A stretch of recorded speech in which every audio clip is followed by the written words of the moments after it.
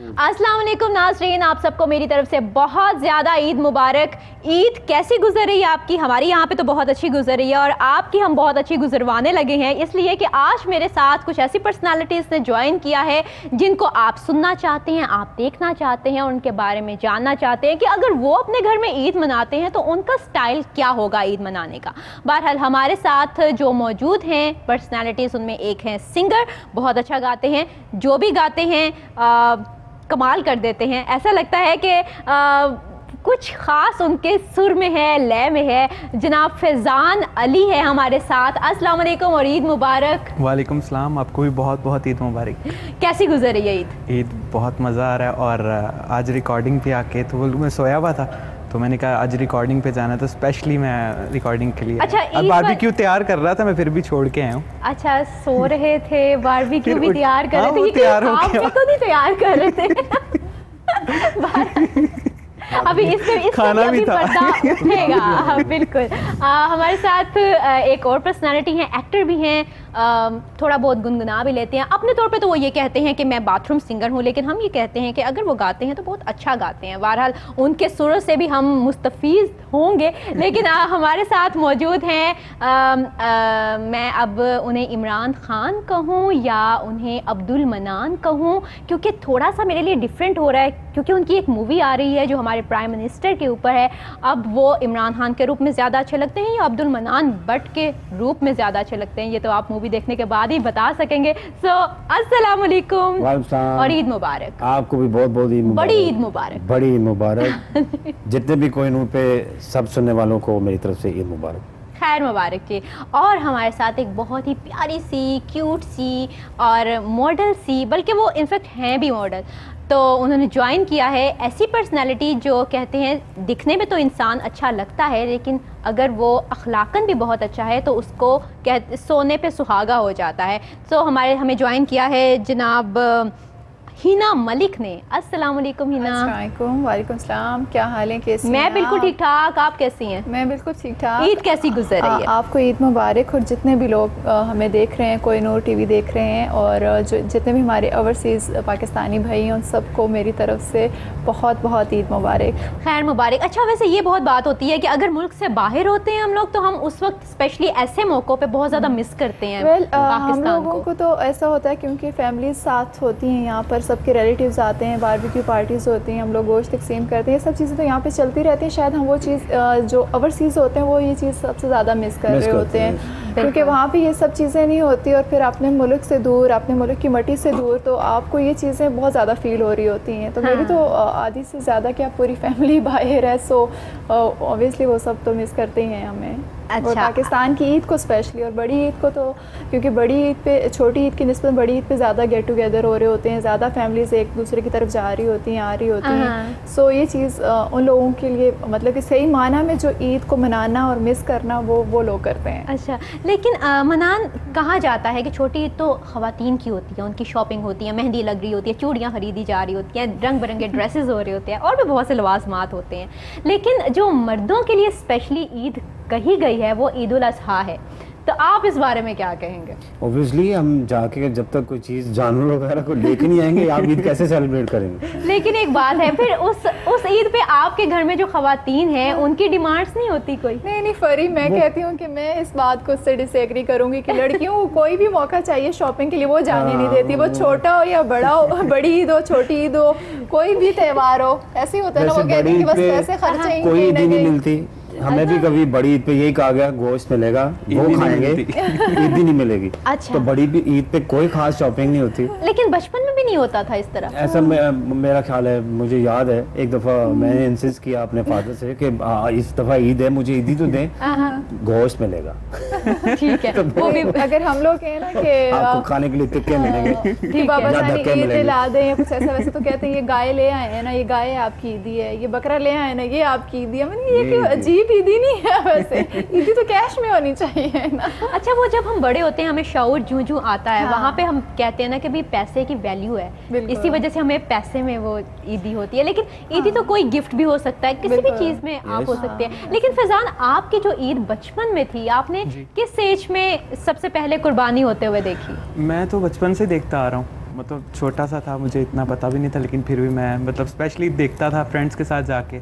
अच्छा, यानी हमसायों के घर में भी जो कुर्बानी हो रही होती थी वहाँ पे भी घुस जाते थे। बड़ा दिल चाहिए वैसे कौन किसी जानवर ज़्यादातर मैं ऊँट को देखने का बड़ा मजा आता है। अच्छा, ये भी मैंने बहुत ज़्यादा नोट किया है कि जब सब बच्चे इकट्ठे होते हैं ना कुर्बानी देखने के लिए, तो कसाई तो एक होता ही है, वो अब बाकी लोगों को कह रहा होता है, कोई इसकी टांगे पकड़े, कोई यहाँ पे इसके ऊपर बैठे और फिर मैं अल्लाहू अकबर कह के करूं। तो इस तरह के तुम उन बच्चों में तो नहीं शुमार होते थे कि जो टांगे पकड़ के बैठे होते थे?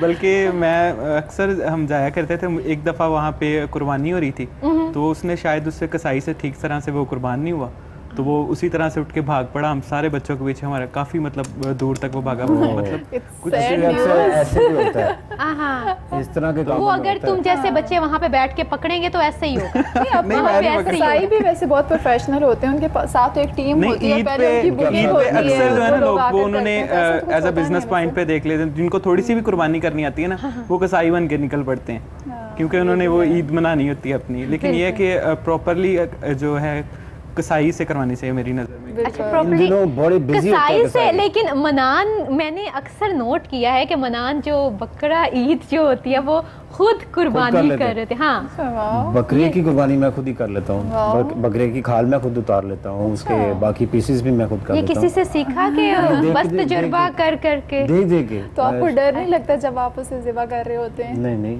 अब नहीं, क्योंकि कुर्बानी कर रहे हैं। फिर क्या, आपको वैसे ये चीजें देखनी चाहिए। आपके अंदर थोड़ा स्ट्रॉन्ग होना चाहिए। You have to be strong. आप देखेंगे तो आपको थोड़ा सा स्टेबिलिटी आएगी आपके अंदर, वरना तो आप देख लूं मैं तो वैसे भी होश और ऐसे भी पता भी चल रहा होता है ना कि हम बड़ी ईद कर रहे हैं, क्योंकि जब कुर्बानी जब तक ना देखें पता ही नहीं चलता कि बड़ी ईद हम कर रहे हैं कि नहीं कर रहे, जब तक कुर्बानी ना देखें। कुर्बानी होते हुए देखनी चाहिए, आ जाता है कि बड़ी ईद है। लेकिन फिजान ये भी तो होता है ना कि जब बकरे को या कोई भी कुर्बानी का जानवर आप घर लेके आते हैं, तो उस वक्त अगर कुछ दिन पहले आ जाए तो उसके साथ ज़्यादा टाइम स्पेंड करने का मौका मिलता है, उनसीयत उतनी ज़्यादा बढ़ जाती है, एक इन्वॉल्वमेंट ऐसी हो जाती है कि आपने अगर फारिग टाइम पे जहाँ पे बैठते थे वहाँ पे आप फारिग टाइम पे उस जानवर के पास जाके उसे देख रहे होते हैं, उसे गलियों में घुमा रहे होते हैं, ठीक है। और फिर ईद वाले दिन या ईद के दूसरे दिन जब उसकी कुर्बानी हो रही है, वो मैं नहीं देखता होता था। नहीं, हाँ, नहीं, क्योंकि अपने घर की कुर्बानी होती थी वो नहीं मैं देख पाता था। बच्चे स्पेशली बच्चों को मैंने ये देखा है कि मैं वो जब घर वाले कुर्बानी कर लेते थे, मैं कहता था मुझे फिर उठाना जब आप कुर्बानी कर लो। फिर मैं इसमें दूसरे बकरों की देखने ज्यादा अपने बकरे की नहीं देखता था। अब ऐसा नहीं है, आप तो हम जब कुर्बान कर रहे थे तो हमें पता होता है इसकी टांग जो है ना बेहतरीन पकेगी। अच्छा, पॉइंट ऑफ व्यू चेंज हो गए हैं। चेंज हो गया। पर ये गलत बात है, वो जो अपना हिस्सा होता है वही रखना चाहिए और ज़्यादा से ज़्यादा कोशिश करनी चाहिए कि तकसीम करने की। वैसे ये बहुत सारे लोगों की ये सोच बन गई हुई है कि हम कुर्बानी कर रहे हैं, स्पेशली जब बड़ा गोश्त करते हैं, जैसे बैल कर लिया वो तो बांट लेते हैं, ऊँट कर लिया बांट देते हैं, पर बकरे जो आते हैं वो स्पेशली लोग क्या करते हैं कि ज़िबा करके उनको घरों के फ्रिजों में रख देते हैं अपने गेस्टों के लिए। ये बात गलत है। छोटे बकरे और अभी थोड़ी देर पहले भी मनान मुझे बता रहे थे कि वो ये चाहिए क्या करना चाहिए, उस पे वो तरीका भी बता देना साथ। कई लोग सिर्फ ना टमाटो केचप लेके ना तो उसके पीछे पानी गिरा देते साथ, आगे केचप गिरा के ना तो हो गई कुर्बानी। ये चीज़ बहुत गलत है। लोगों को चाहिए कि जो लोग पूरा साल नहीं अफोर्ड कर सकते और कुर्बानी उन लोगों तक ये गोश्त स्पेशली पहुंचाना चाहिए, स्पेशली मटन हो गया या कोई और कुछ भी आप बीफ बनाते हैं, कुछ भी बनाते हैं, क्योंकि अगर हमारे घर पे गेस्ट आते हैं जो हमारा हिस्सा होता है हम उसमें से पकाकर उनको खिलाएं, ना कि फ्रिज में जमा ही करते रहें कि पूरी सर्दियाँ अब यही खाना है। अच्छा, एक और भी बात है ना, हम सिर्फ अपने उन गेस्ट को बुलाते हैं जिनके साथ हमारा बहुत मिलना जुलना होता है, हालांकि दूसरे ऐसे हमें अपने इर्द गिर्द देखने चाहिए मुस्तहिक अफराद, ऐसे लोग जो सफ़ेद पोश हैं जिसे कहते हैं, वो मुँह से वो मांगते नहीं हैं लेकिन वो डिजर्विंग हैं। हमें खुद से महसूस होना चाहिए, जरूरी नहीं है कि किसी के लब हिले तो हमें पता चलना चाहिए। आपको एहसास खुद होना चाहिए। और आपको जैसे आपके घर पे मुलाजिम काम करते हैं, आपके घर पे नौकर हैं, आपके चौकीदार है, कुछ इस तरह के लोगों के भी बच्चे होते हैं, उनकी भी ईद होती है, तो आपको उनके अपने बच्चों से हम लोग जाते हैं कि चलो ये फ़लाने ब्रांड का अपने बच्चे के लिए पसंद आ गया तो उसको फ़लानी जगह से या पैसे दे दिए, ये चीज़ भी गलत है। अगर आपको भाईचारा हमें सिखाती है स्पेशली बड़ी ईद, तो हमें उनके लिए भी कुछ कुछ अगर इस तरह की चीज़ हम खरीद देंगे, अगर 2000 की अपने के लिए शर्ट खरीदी, अगर 1500 की उसको ले देंगे तो वो भी खुश हो जाएगा, शायद वो तो सारी लाइफ आपको दुआएं देते रहेगा। क्योंकि हुजूर सल्लल्लाहु अलैहि वसल्लम ने फरमाया भी है कि तब तक तुम्हारा ईमान मुकम्मल नहीं होता जब तक तुम अपने लिए वो जो पसंद करो, हाँ जी, अपने भाई के लिए पसंद करो। तो it's written in holy book, Quran में लिखा है कि आप पहले कुर्बानी अपने घर में पहले देखें, क्लोज रिलेटिव में से पहले ब्रदर सिस्टर आते हैं, उसके बाद फिर आपके बाकी रिलेटिव्स लोग आते हैं, आपके हमसाए भी। तो इस तरह से आप अपनी जो करीबी चीज है, जो ज्यादा जिससे ज्यादा प्यार है आपको, आप इस तरह उसको डिवाइड। अच्छा, लेकिन मनान इस चीज़ का भी हमें थोड़ा सा शऊर होना चाहिए कि जिस घर में कुर्बानी हो रही है उस घर में चलें आप ना दें गोश्त, लेकिन जिस घर में कुर्बानी नहीं हुई वहाँ पे आप स्पेशली दें।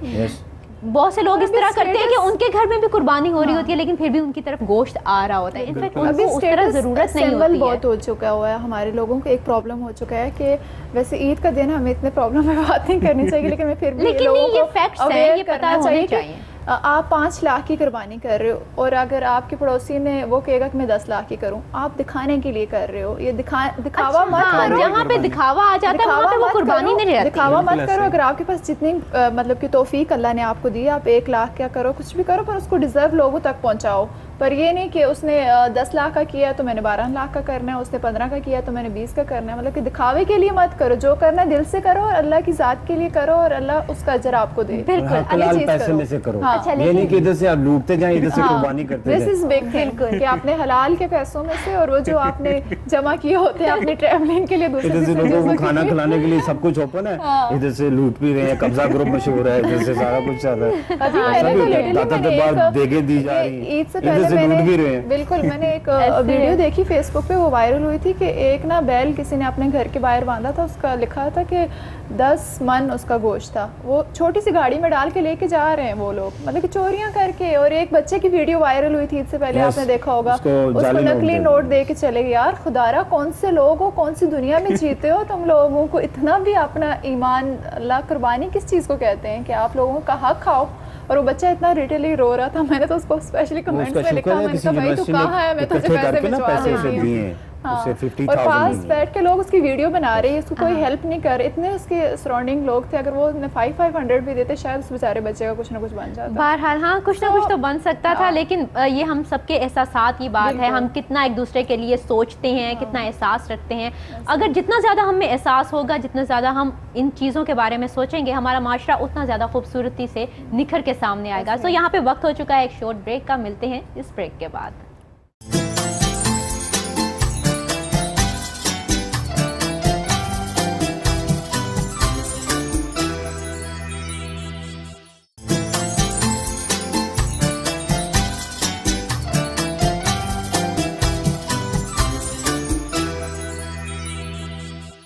वेलकम बैक नाज़रीन, हम एक दफ़ा फिर से आपको खुशामदीद कहते हैं और दोबारा से मुबारकबाद देते हैं ईद की, क्योंकि ईद की जितनी ज़्यादा मुबारकबादें मिलती जाएं और देते जाएं, लेते जाएं, खुशी का इजहार होता है और खुशियाँ बढ़ती हैं। और वैसे भी कहते हैं कि जितनी भी खुशियाँ बांटें, खुशियाँ मज़ीद बढ़ेंगी।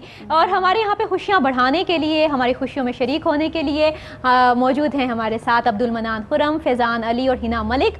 अच्छा, बात हो रही थी कुर्बानी की, और कुर्बानी जब हम देते हैं उसके बाद हिना के ख्याल में उसे फ्रीज़र में नहीं रखना चाहिए, मुस्तहिक अफराद में बांटना चाहिए।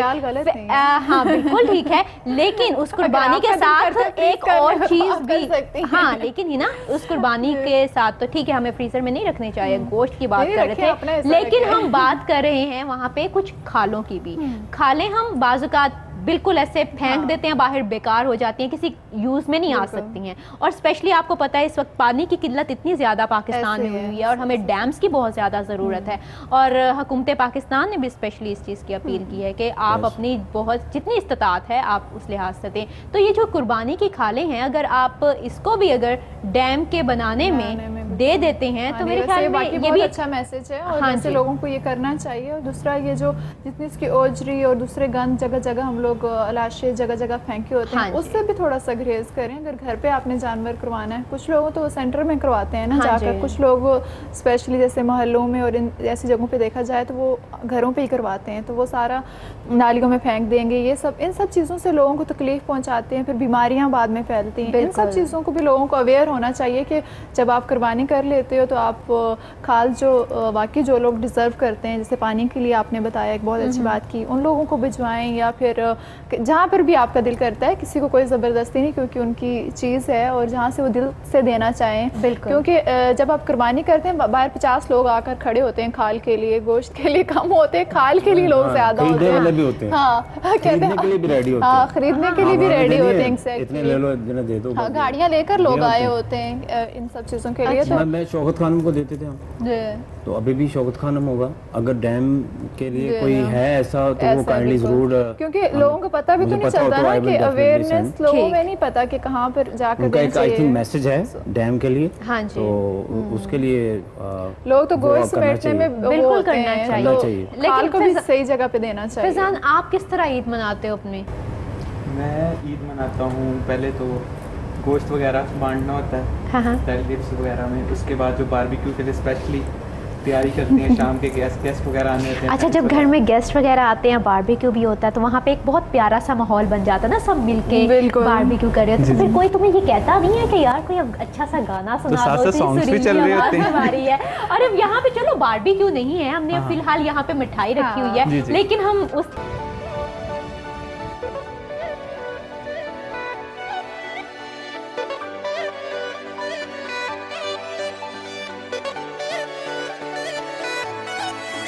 मतलबी हो जा जरा, मतलबी दुनिया की सुनता क्यों, खुद की भी सुन ले कभी।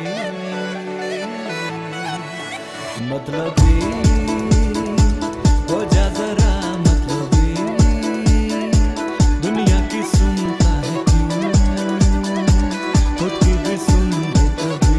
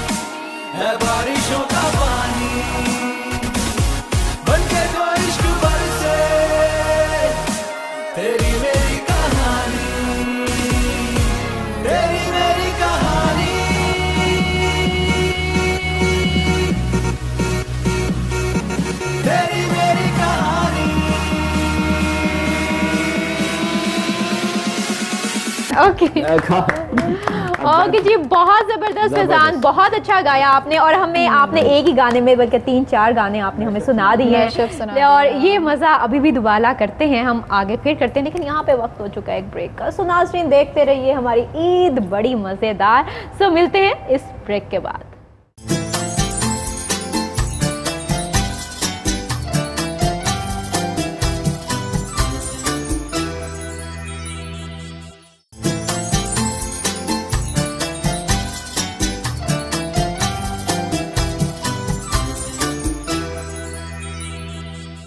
वेलकम बैक नाज़रीन, बात चलेगी यहाँ पे ईद की, लेकिन ईद के साथ साथ कुछ ऐसी बातों की जो इनके जहनों में हैं, इनके दिलों में हैं, लेकिन इनकी ज़ुबान पे नहीं आती। आज हमने वो निकलवानी है। बहरहाल हिना, कुछ वर्ड्स मैं आपके साथ बोलूँगी, वो वर्ड्स पे सबसे पहले आपके जहन में जो ख्याल आता है, कोई जुमला आता है, तो वो आपने बिल्कुल जल्दी जल्दी बोलना है, ठीक है? ओके जी, फर्स्ट वर्ड इज़ फूल। खुशबू, गुड फॉर मूड। अच्छा, डिपेंड ऑन ओकेजन। पतंग, नहीं उड़ानी चाहिए। ओके, वादा। वफा। मतलब वादा वो जो वफा हो। वफा हो। ठीक है। कौम। हमारी पाकिस्तानी कौम जिंदाबाद। ठीक है। Film. Once upon time in Mumbai. One of Pakistani all time. Pakistani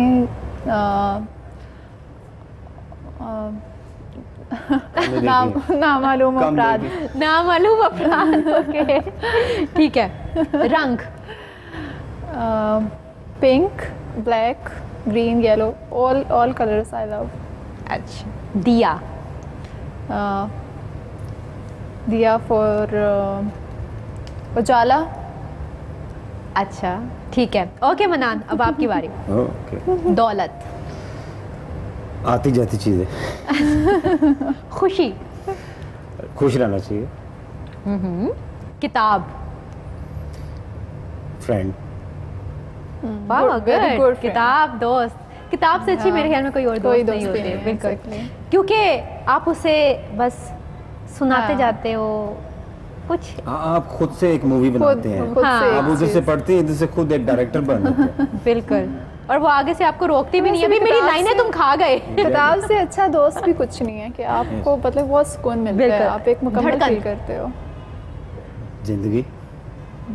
वजीर आजम। इमरान खान। ओके। खालिस। दिल।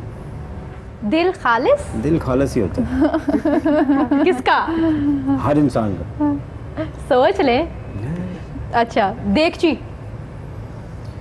पाए। हाय हाय। पाए। जाएंगे ठीक है। तो बनाएंगे।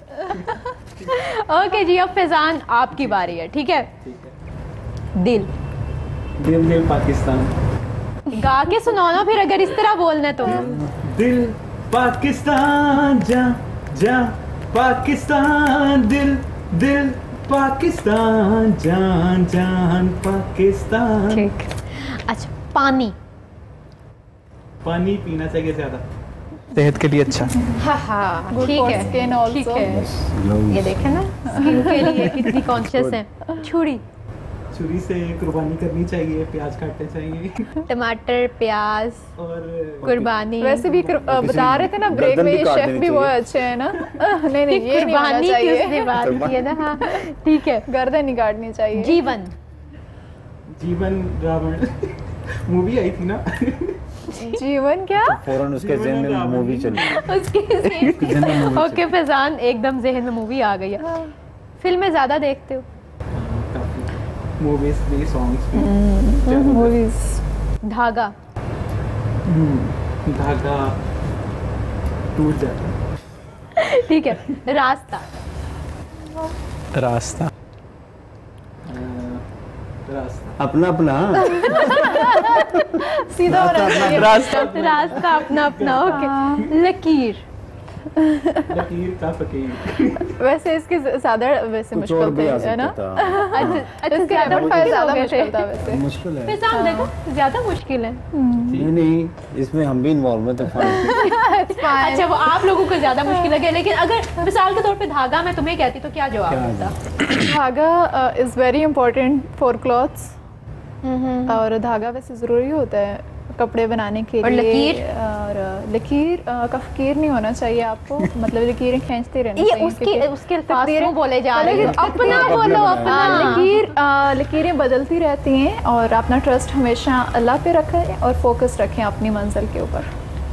अच्छा मनान, कौन से दो रंग हैं जो तुम पहनो तो तुम पे बिल्कुल सूट नहीं करते? सिल्वर। सिल्वर। यस। अच्छा, और दूसरा? दूसरा एक येलो। I love yellow. हाँ, फैजान ने येलो पहना हुआ है, लेकिन फैजान कौन से दो रंग है जो तुम कहते हो कि मुझ पे कोई कहता है अगर मैं पहन लूँ तो वो अम्मी कहती हैं, घर वाले कहते हैं कि भाई नहीं, कुछ जच नहीं रहे? मैं ऐसे कलर्स पहनता ही नहीं हूँ। वो कौन से रंग है? वो कहता मैं पहनते नहीं हूँ। यानी वो रंग अभी तक आए ही नहीं है। अच्छा, वो ऐसे रंग कलर्स नहीं आए मैं अभी। पहनता ही नहीं हूँ, मुझे कोई कहता ही नहीं है। अच्छा, वो रंग पहनते ही नहीं। बेरंग अगर नहीं। वैसे अगर सोचा जाए तो गोल्डन और सिल्वर मैं कभी भी ना पहनूं।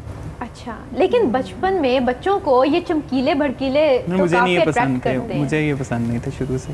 ज्यादा है ना तुम्हें अट्रैक्ट करते हैं? मुझे कलर्स बहुत अच्छे लगते हैं और मैं जो भी कलर पहनूं मैं बहुत अच्छी लगती हूँ उस पर और सब कहते हैं तुम अच्छी लग रही हो और मुझे कलर्स अच्छे लगते हैं। अच्छा, कभी ऐसा हुआ हो तुम बहुत अच्छी तैयार हुई हो और कोई ना कोई आके कहते यार ये क्या तुम तैयार हुई हो, ये अच्छा नहीं लग रहा, ऐसा होता है कभी? ऐसा तो अक्सर फैशन वीक या फैशन शोज में बैक स्टेज इस तरह की बातें होती हैं, पर हम उन पे फोकस नहीं करते क्योंकि हमें पता होता है कि हम कैसे लग रहे हैं। वहाँ पे तो आप जितना अच्छा लग रहे होगे तो कोई ना कोई आकर आपको बोलेगा कि आपकी तो ये चीज़ नहीं अच्छी लग रही, क्योंकि वो आपको डिसाइड करना चाह रहे होते हैं और आपका जो कि हाँ कि आप ज़्यादा कॉन्फिडेंटली ना अपना काम कर सको। सो हमें उन लोगों का पता होता है तो हम उनकी बातों पे फोकस नहीं करते, उनके सामने कह देते हैं हाँ आप ठीक कह रहे हैं। जैसे आप खुद हैं वैसे ही आप दूसरे के बारे में सोचते हैं, आप दूसरों को oblige करते हैं। ये अल्टरनेटली आपके लिए अच्छा होता है जब आप किसी दूसरे को oblige करते हैं। यार you looking good, you look beautiful. और कुछ लोग होते हैं जानबूझ के भी ऐसी तारीफ कर देते हैं कि आप बहुत अच्छे लग रहे थे, उस टाइम आप लग नहीं रहे होते, उस वक्त आपको खुद को पता होता है कि आप कैसे लग रहे हैं। बिल्कुल, फिर आपको उन लोगों का भी पता चल जाता है कि कितने आपके साथ अच्छे हैं और कितने सच्चे हैं आपके लिए। बिल्कुल, आपको खुद ही अच्छा होना, जैसे आप अपने आप से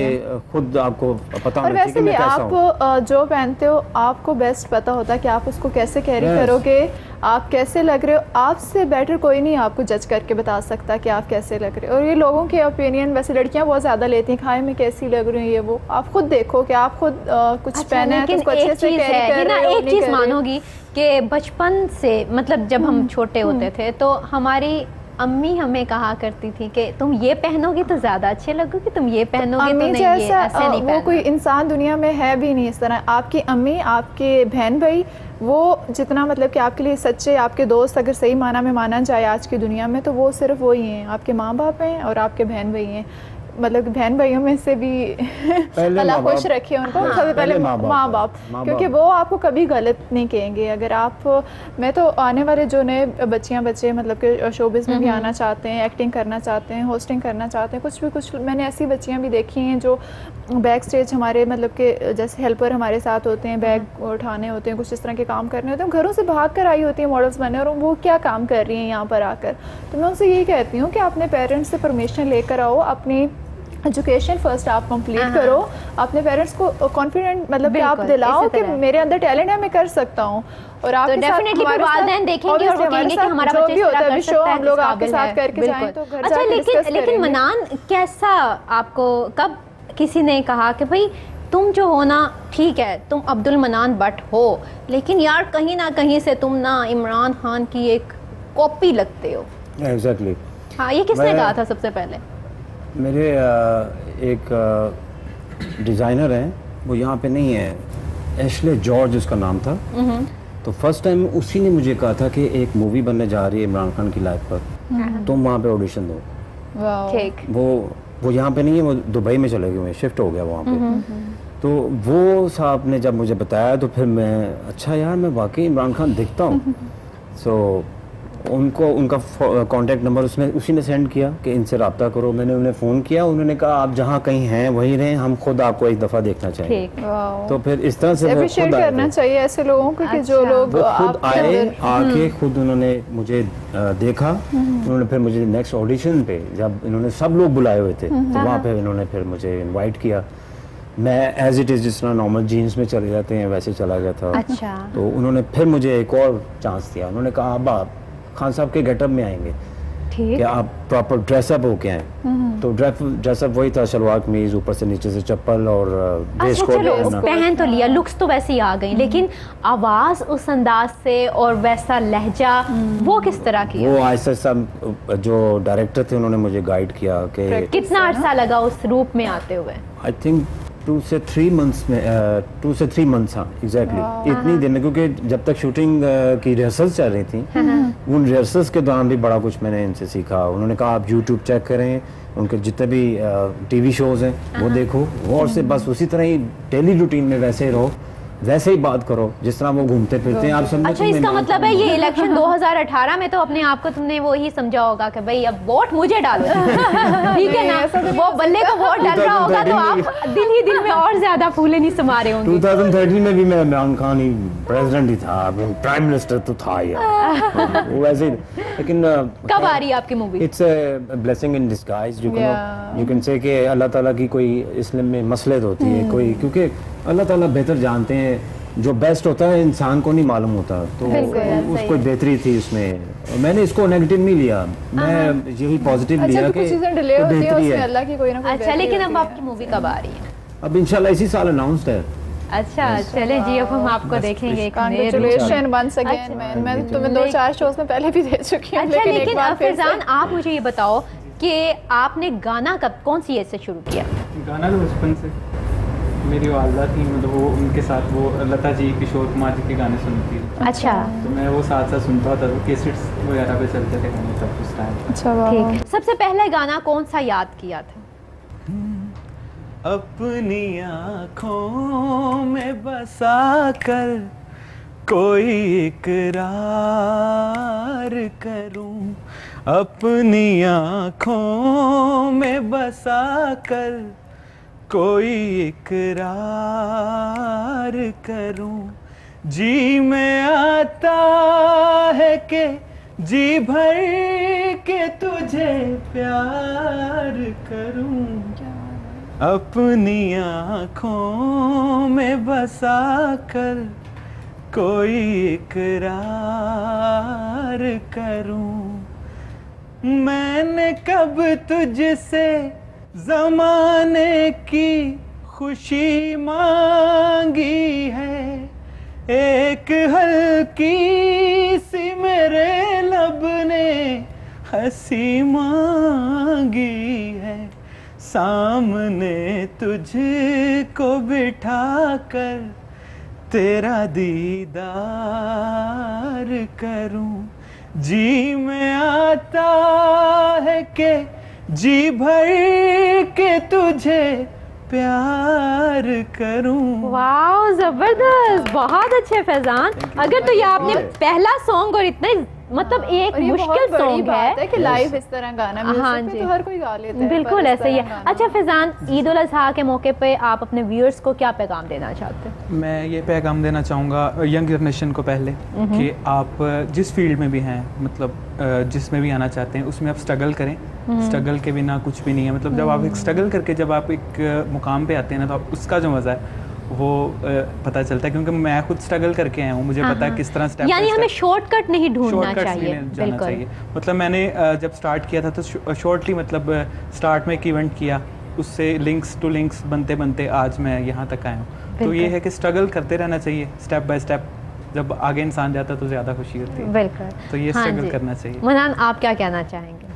हमें ख्वाब देखने चाहिए, वी शुड कीप ड्रीमिंग, और ख्वाब देखना छोड़ने नहीं चाहिए और गिव अप नहीं करना चाहिए, फ़ौरन गिव अप नहीं करना चाहिए। वी शुडंट गिव अप, हमें एकदम से पीछे नहीं हट जाना चाहिए, हमें आगे बढ़ना चाहिए और बड़े लोगों को देखना चाहिए कि बड़े लोग कैसे बने। वो भी आखिर बड़ी बड़ी स्ट्रगल से आगे ऊपर निकले हैं, आगे आए हैं। उनको कई नाकामियों का सामना हुआ, उसके बाद एक बड़ी कामयाबी मिली। आप देखें, आप हर इंसान से, हर बड़े इंसान से उसकी बेहतरीन क्वालिटीज़ खुद पे लागू कर सकते हैं, राइट? मैं कई चीज़ें मोहम्मद अली से सीखी, मैंने बहुत सी चीज़ें रॉबर्ट डे नीरो से सीखी, अल पाचिनो से सीखी, मैंने डेंजल वॉशिंगटन, उनसे बहुत सी चीज़ें सीखी हैं। So I do keep watch closely these best actors, जो कि उनसे मैं बड़ी चीज़ें, शूटिंग के स्टाइल्स बड़े से सीखे। लोगों को देख के आपको अंदाज़ा होता है कि आप ऐसे भी रह सकते हैं। अच्छा, आपने इमरान खान साहब से क्या सीखा है? उनसे कॉन्फिडेंस और ख्वाब देखना सीखा है। और वो अच्छा, फिर मुझे उन्हीं की आवाज़ में ना कोई डायलॉग सुनाए। आपने वो जो अपनी मूवी में सुनाया। एक जगह तो मूवी के दौरान एक खान साहब प्रेस कॉन्फ्रेंस में बैठे होते हैं और एक सहाफ़ी जो है वो खान साहब से पूछते हैं कि आपका मुल्क चलाने का कोई एक्सपीरियंस तो नहीं है, ठीक, तो आप कैसे मुल्क चलाएंगे? तो खान साहब उसका जवाब देते हैं कि मुझे मुल्क चलाने का एक्सपीरियंस तो नहीं है, मुझे मुल्क लूटने का कोई एक्सपीरियंस भी नहीं है। ये कह के उठ जाते हैं खान साहब। तो पीछे उसकी लॉन्ग कॉन्फ्रेंस है, लेकिन मैं उसका एक ये डायलॉग मुझे बड़ा अच्छा लगा खान साहब का। उसके अलावा एक स्पीच है जो बड़ी अच्छी स्पीच खान साहब करते हैं। 92 वर्ल्ड कप में हम मैचेस हार रहे होते हैं, तो जो सेमीफाइनल है उस दौरान उससे पहले एक स्पीच करते हैं खान साहब, वो बड़ी ज़बरदस्त धुआंधार स्पीच है। तो सुनाएंगे? अच्छा नहीं, अच्छा वो हम मूवी देखें, वो हम ठीक है। अच्छा हिना, आप क्या कहना चाहेंगे? थैंक यू सो मच आप सबका मुझे यहाँ पर इनवाइट करने का, पूरी आपकी टीम का, कोई नूर का, और जितने लोगों ने देखा हमें, और आई होप उन लोगों को भी शो पसंद आया होगा और हमारे साथ बातचीत करके अच्छा लगा होगा। सो मैं यही कहना चाहूँगी कि रिस्पेक्ट दें, रिस्पेक्ट देने से आपको भी अल्लाह रिस्पेक्ट देगा अगर आप किसी को रिस्पेक्ट देते हैं, और जेलसियाँ ख़त्म करें, मोहब्बतों का महीना है, और अपने मुल्क की स्पेशली अपने पाकिस्तान की रिस्पेक्ट करें। बहुत कुर्बानियों के बाद हमें ये मुल्क मिला है, तो जहाँ रहें खुश रहें और खुशी से जिएं और दूसरों को भी खुशी से जीने दें। बिल्कुल, जहाँ पे खुशियाँ बांटने की बात है, ईद की बात है, तो बेपनाह मोहब्बतों के साथ, बेपनाह चाहतों के साथ हमने गाना सुनना है फैज़ान आपसे, बेपनाह आ जाए।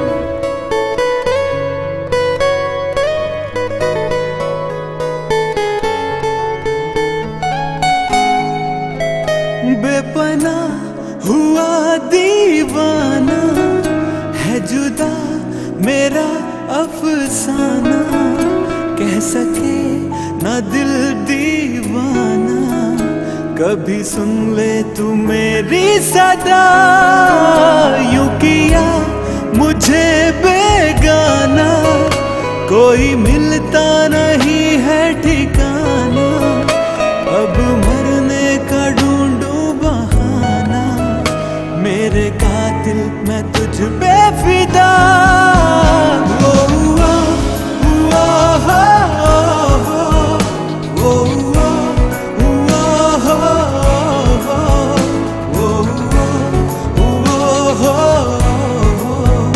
कभी सुन ले तू मेरी सदा।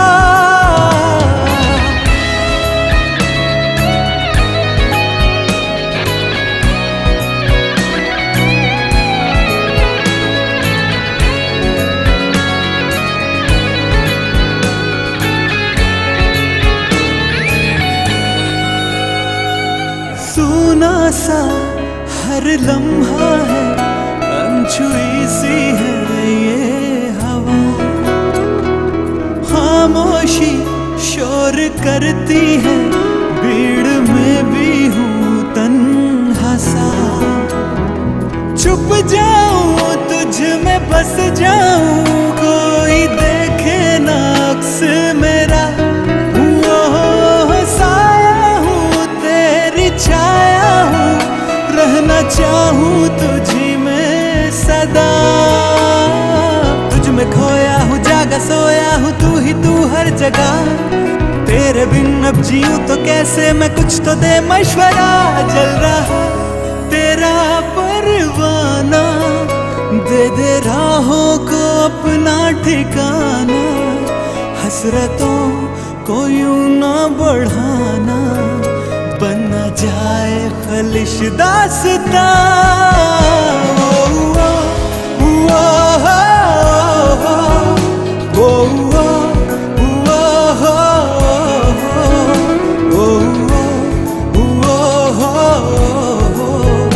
कभी सुन ले तू मेरी सदा।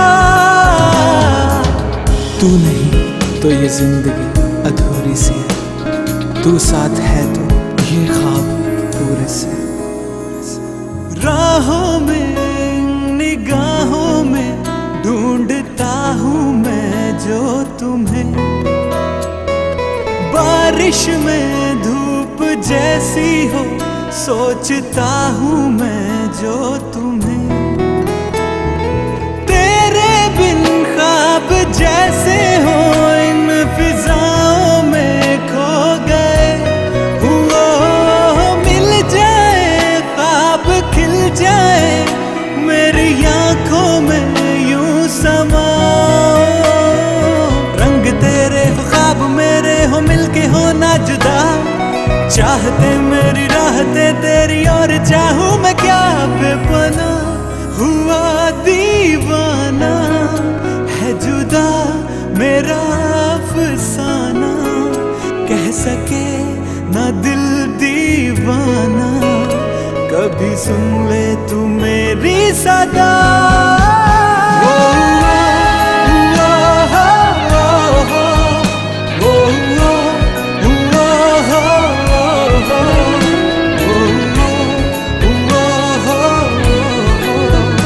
मेरे कातिल मैं तुझ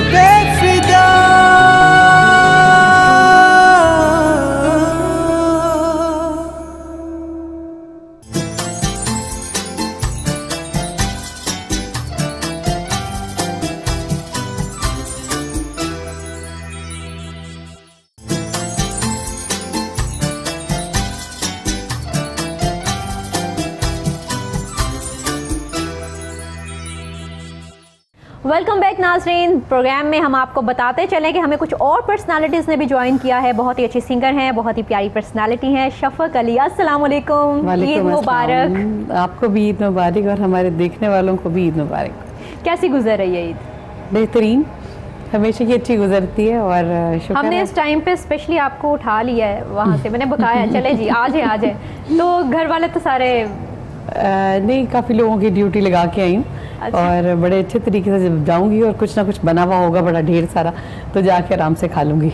अच्छा ठीक है, अभी इस पे ये खाने पे और पकाने पे भी बात करते हैं, लेकिन हाँ। नाज़रीन आपको बताते चले हमारे साथ यहाँ पे जहाँ पे खाने पकाने की बात हो रही है, वहाँ पे हमें किस अंदाज से खाना चाहिए, कितना खाना चाहिए। स्पेशली बकरा ईद पे हर तरफ गोश्त और मुख्तलिफ जिस तरह बारबेक्यूज़ की हमें नज़र आती हैं सारी डिशेस बनी हुई। लेकिन ऐसी सूरत हाल में हमें ज्वाइन किया है डॉक्टर अली सकलैन हैदर ने, जो नेफ्रोलॉजिस्ट हैं और जो हमें बता सकते हैं कि अगर आपको बीपी की प्रॉब्लम है, अगर आपको शुगर है, या अगर आपको किसी किस्म की कोई मर्ज़ है, उस सूरत हाल में आपने कितना, कहाँ और क्या क्या खाना है। इसके लिए ज़रूरी है कि हम इनको ज्वाइन करें। अस्सलाम वालेकुम जी, ईद मुबारक। खैर मुबारक। वालेकुम अस्सलाम। तमाम अहलियान वतन को, सबको मेरी तरफ से भी ईद मुबारक। डॉक्टर साहब, ईद वाले दिन ना स्पेशली डॉक्टर्स के लिए बहुत स्पेशल होता है, क्योंकि हम डॉक्टर्स को बहुत ज़्यादा इंपॉर्टेंस देते हैं, क्योंकि हमें पता होता है कि हमें डॉक्टर बिगड़ने नहीं देंगे। अगर हम चाहें कि हमें क्या खाना चाहिए स्पेशली ऐसे मौके पर, तो वो फिर आपकी हमें मदद दरकार होती है। वो इसीलिए कहते हैं ना कि अल्लाह से और डॉक्टर से नहीं बिगाड़नी चाहिए। अच्छा, ईद कैसी गुजर रही आप? बेहतरीन, शुक्र है जी अल्लाह का, अल्हम्दुलिल्लाह। अल्लाह ताला का ख़ास करम है हम लोगों पे कि इस तरह के मौके हमारी ज़िंदगी में आते हैं कि जहाँ पे हम एक तरफ ईद उल फितर मनाते हैं, फिर ईद उल ज़ुहा आती है, तो दोनों जो त्यौहार हैं हमारे इस्लामी, उसमें अपनी तरह की खुशी है। यहाँ पे कुर्बानी के हिसाब से अपनी तरह की खुशी है। कभी ऐसा हुआ कि ईद का दिन हो और आपकी ड्यूटी हो, आप हॉस्पिटल में हो, मरीजों को चेक कर रहे हो, ऐसा हुआ कभी? अच्छा, ये तो डॉक्टर की लाइफ में ये अक्सर औकात ऐसा ही होता है। तो आज इस तरह की कोई सिचुएशन थी? आप अभी देखें, रोस्टर बना होता है एक्चुअली, तो उसमें ड्यूटीज़ लगी होती हैं। ईद वाले दिन भी जाना पड़ता है, राउंड करना पड़ता है, पेशेंट्स हैं। आप ये देखें कि कोई भी हॉस्पिटल किसी किस्म का भी त्यौहार है या छुट्टी का दिन है, वो डॉक्टर के बगैर तो नहीं हो सकता ना। तो इसलिए ये लाइफ का जो प्रोफेशन की जो रिक्वायरमेंट है वो भी कुछ इस तरह की है। तो कई दफ़ा ऐसे भी हुआ है बल्कि कि ईद नमाज पढ़ी है, अभी घर वालों से मिल रहे हैं, पीछे से इमरजेंसी कॉल आ गई है, तो फिर प्रोफेशन रिक्वायरमेंट में प्रायोरिटी फिर ईद या घर वाले नहीं हैं, वो फिर पहले पेशेंट होता है। तो कई दफ़ा ऐसे हो गया है। अच्छा, लेकिन शफक, अभी आपने कहा कि मैं घर जाऊंगी तो कुछ ना कुछ बना होगा और मैं आराम से बैठ के खा लूँगी। बिल्कुल, किचन में जाने का लगता है फिर ज़्यादा शौक नहीं है। नहीं, जैसे डॉक्टर साहब का काम है ऐसे हमारा भी है कि कोई भी त्यौहार हो, कोई भी हो, अगर हमारा शो है तो हमने सब कुछ छोड़ छाड़ के जाना है, तो डेफिनेटली कोई ना कोई अल्टरनेट तो होना चाहिए ना। तो फिर मदर है, सिस्टर है, वो घर में फिर कुछ ना कुछ देख लेती हैं। तो ज़्यादा मज़े की क्या डिश खाना पसंद करती हो? अब मुझे सब कुछ जो है ना, वो पहले बहुत शौक होता था जब बच्चे थे, वो ज़्यादा गोश्त भी खा लेना सब कुछ। अब कुछ हजम होने में प्रॉब्लम है। अभी मैं डॉक्टर साहब से पूछती हूँ कि अगर हाजमे की कोई प्रॉब्लम हो तो उस सूरत में हमें कितना खाना चाहिए, क्या खाना चाहिए। लेकिन पहले तो मुझे अपनी डिश का मज़े का बताओ। हाँ, मैं वही बताने लगी थी, मुझे कढ़ाई पसंद है वो, और साथ में पुलाव। तो कम से कम ये दो चीज़ें तो ईद वाले दिन होनी चाहिए। बाकी साल जो है ना वो चिकन विचिकन खा के अपने आप को जो है ना वो दिल बहला लेते हैं। अदरवाइज बड़ी ईद पे, बकरा ईद पे तो बकरे की कढ़ाई लाजमी बनती है हमारे यहाँ। अच्छा, बकरा घुमाने का शौक था बचपन में? डर लगता था यार। अच्छा अच्छा, तो वो बच्चों में शामिल नहीं थी? नहीं, मैं बड़ी शाय सी और डरपोक सी थी। तो अब वक्त के साथ साथ दिलेरी आ जाती है, लेकिन मुझे ऐसी चीज़ों से डर लगता था कि मैं इनके करीब जाऊंगी, ये कहीं मुझे नुकसान ना पहुंचा दें, सींग ही ना मार दे। हाँ, सींग से डर, वो आता था ना यूं करके सर मारने के लिए, तो उससे बड़ा मुझे डर लगता था। मैं इसलिए बकरे कभी नहीं घुमाए। अच्छा, वैसे डॉक्टर साहब, बच्चे जो हैं वो स्पेशली बकरों को ना वो सींग मारना सिखाते हैं, वो आगे आगे भागे होते हैं, पीछे पीछे। हाँ, लड़के बकरे उनके, हाँ, पूरा उनको ट्रेन किया जाता है। तो वो इसलिए उनको हम बच्चे कहते हैं ना। क्योंकि वो बचपन में कभी इस तरह का सीन हुआ? काफी दफा। अब तो असल में थोड़ा सा ना ज़माना चेंज हो गया है। बचपन में तो एक्चुअली अगर हम देखें तो हमारे बचपन में कुर्बानी का जो कॉन्सेप्ट था ना कि जानवर को 2-3-4 महीने पहले घर में पाला जाता था और वो कुर्बानी जो है वो उसका पूरी एंजॉयमेंट होती थी। फिर आप बकरे को पूरी खिदमत करके पाल के बड़ा करके, लेकिन अब तो चूँकि टाइम का और ये सारी चीज़ों की तब्दीली ऐसी है कि आप जस्ट बिफोर ईद जाके बकरा ले लेते हैं और उसमें तो वो तो बचपन में सारा देखा हुआ है, बल्कि मार खाई भी हुई है। अच्छा, बकरे कई दफ़ा, हाँ जी, तो वो ऐसे ही। और उसमें होता ये था, मार ना खाएं तो। अच्छा, उसके बाद ये भी होता था ना, तो फादर से भी पड़ जाती थी ना कि बाज़ दफ़ा आप बकरे को बच्चे होते हुए इतना तंग कर रहे हैं, तो फिर बकरे को तो उन्होंने नहीं मारना था, हमें मारना था। सही बात है। हाँ, वैसे होता है, बच्चे बाज़ औक़ात नई चीज़ सामने आती है ना, घर में एक नया फर्द एक तरह का आ गया है, एक नई चीज़ है, तो उसके इर्द गिर्द मिसाल के तौर पे अगर वो टाइम बच्चों के सोने का भी होता है ना, तो फ्री है ना, वो सोएंगे नहीं, वो उसी वक्त जानवर की तरफ जाएंगे और उसके सामने बैठेंगे, उसके मुंह में कुछ ना कुछ डाल रहे होंगे। फन है ना ये, उसको फन लेते हैं। लेकिन ऐसा होता है ना कि जब हम एक जानवर को इतनी देर तक अपने साथ रखते हैं तो उसके साथ एक ख़ास उनसियत हो जाती है, और जब उनसियत हो जाती है फिर कुर्बानी वाले दिन उतनी ज़्यादा अफसुर्दगी सी हो जाती है। ये मेरे घर में बचपन में ये फैक्ट है कि कई दफ़ा हुआ है कि मेरी मदर या फादर, चूँकि वो जब जानवर को जैसे ही उनका वो ज़िबा करते थे तो उस वक़्त आंखों में आंसू मैंने कई दफ़ा देखे हैं। लेकिन अब तो काफ़ी अरसे से, चूँकि ये होता है कि जस्ट बिफोर 2-4 दिन पहले आप कुर्बानी ले ली, लेकिन जो बचपन सारा मैंने देखा अपने घर में तो वो यही था कि जानवर लिए जाते थे, उनको पाला जाता था, फिर कुर्बानी के वक्त वो एक माहौल ये वाला थोड़ा सा ट्रांजिएंटली आता था, उसके बाद फिर एंजॉयमेंट शुरू। अच्छा, आपके घर में कुर्बानी खुद करते हैं, वो जो अल्लाह अकबर तकबीर, जी तकबीर जो है ना वो, या वो कसाईयों की तरफ चले कसाई जाते तो हैं? आते हैं, लेकिन ये है कि जो तकबीर पढ़ के जो पहले ज़िबा किया जाता है वो वालिद साहब मेरे फादर जो हैं वो, हाँ, वो खुद ये करके बाकी फिर आगे कसाई सारा जो है ना वो ठीक है। सबसे पहले आपने बचपन में ईद जो कुर्बानी होते हुए किस एज में देखी? अब ये वाला याद करना, लेकिन देखते तो खैर जब से आप हैं, लेकिन जो मैं रिमेंबर करता हूँ आई थिंक वो जो सीन्स मैंने ये बताए हैं तो ये मेरे को 7-8 ईयर्स वाले हैं कि जो थोड़ी थोड़ी मेमोरीज़ अभी वो वाली हैं, उससे पहले शायद रिकॉल करना थोड़ा मुश्किल है। लेकिन ये सारे सीन वो हैं कि जब मैं, आप लगा लें कि 2nd क्लास 3rd क्लास के सीन मुझे तकरीबन याद हैं, बल्कि 1st क्लास के तो स्कूल के भी कुछ ना कुछ। ठीक। अच्छा शफक, आपने कहा कि ईद वाले दिन भी और इसी तरह के त्योहारों में आप बिज़ी होती हैं, लाइफ बहुत बिज़ी होती है, लेकिन आप बाहर हम सबको तो अपनी सुरीली आवाज़ से महसूस तो करती हैं, लेकिन घर वालों ने कभी फरमाइश की कि भाई आज तुम घर पे हो, आज छुट्टी है तो चलो आज हमें कुछ सुनाओ? और स्पेशली इस तरह के ईद त्यौहार वगैरह, किसी की शादी हो गई, इस तरह के मौके पे अक्सर ये तो बचपन से मुझे जो है ना फरमाइशें होती थी, मेरी टीचर्स बहुत प्यार करती थी और मतलब फ़न फेयर्स पे, बस में अदब पे मुझे अक्सर कहते थे या आप कुछ सुनाएं तो कोई कलाम याद कर लेना, कुछ कर लेना, तो शुरू से फरमाइश होती है। लेकिन यह है कि अब भी जब ज़्यादा दुखी हो तब कहेंगे ज़रा सैड सॉन्ग सुना दो, या बहुत खुश होंगे तो चलो जी तालियों बजा के ना कोई अच्छा सा फन करते हैं। ये इस चीज़ में किस हद तक सदाकत है कि जब आप अफसुर्दा होते हैं तो अफसुर्दगी वाले अगर सैड सॉन्ग सुनते हैं तो आप और ज़्यादा अफसुर्दा हो जाते हैं, ऐसा है? हाँ बिल्कुल, मैं अफसुर्दगी से बहुत ज़्यादा घबराती हूँ, ये मेरी तबीयत है। मुझे लगता है कि मैं अगर कोई सैड सॉन्ग सुनूंगी ना तो अगर मैं उसको सिंगिंग के हिसाब से नहीं सुन रही, यानी अफसुर्दगी के हिसाब से सुन रही हूँ, तो फिर मैं सैड हो जाती हूँ, फिर ऐसी अजीब सी कैफियत तारी हो जाती है आपके ऊपर। अच्छा, ये तो हमारी रूह से रिलेटेड चीज़ होगी ना, हमारी रूह की ग़िज़ा होगी। लेकिन हम अगर वैसे अपनी जो मादी ग़िज़ाओं की तरफ आ जाते हैं तो हमारी जिस्मानी ग़िज़ाओं में अब गोश्त हम खाते हैं, सभी खाएंगे अब ईद वाले दिन गोश्त, तो कुछ ऐसे पेशेंट्स भी होते हैं जिनको स्पेशली बीपी की प्रॉब्लम होती है, और हम जब बारबेक्यू कर रहे होते हैं तो बड़ी स्पाइसी फूड वो एक तरह का होता है, तो उसमें हमें किस हद तक एहतियात करनी चाहिए और किस लेवल तक हमें चीज़ लेनी चाहिए? बस असल में जो दिन है ना जो आपने चुना है इस टॉपिक के लिए, वो शायद अब आवाम के लिए बातें कुछ नामुनासिब हो जाएं। वो इसलिए कि हमारा जो मुआशरा, जो हम लोग हैं ना, हम जीने के लिए नहीं खाते, हम खाने के लिए खाने के लिए जीते हैं। अच्छा, तो जब ये सिचुएशन हो तो ये जो सारी मेरी बातें होंगी ना तो फिर तो वो प्रॉब्लम है। आज के दिन ना करें। बहरहाल कुछ ना कुछ हमारा फ़र्ज़ है कि एंटरटेनमेंट, बाकी सारी खुशियाँ, सारी चीज़ें हैं, लेकिन इसमें जो आगाज़ इस तरीके से करूँगा कि भाई जो आपकी सेहत है ना, ये सबसे पहले है। आपकी सेहत अच्छी है तो आप हर एंजॉयमेंट कर सकते हैं। हाँ, बिल्कुल। आपकी सेहत अच्छी है तो आप दुनिया की हर चीज़ को अच्छे तरीके से फील कर सकते हैं। लेकिन अगर सेहत ही नहीं है तो फिर कुछ भी नहीं है।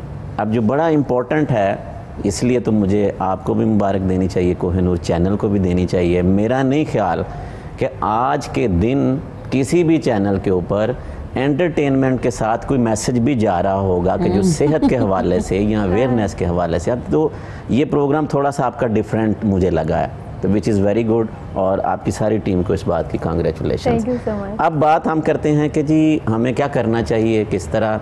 देखें, मुख्तलिफ बीमारियाँ हैं, डायबिटीज़ है, हाइपरटेंशन है, अल्सर भी है, अल्सर मैदे में आ गए हैं, किसी को किडनी प्रॉब्लम है, किसी को यूरिक एसिड का प्रॉब्लम है। हाँ जी।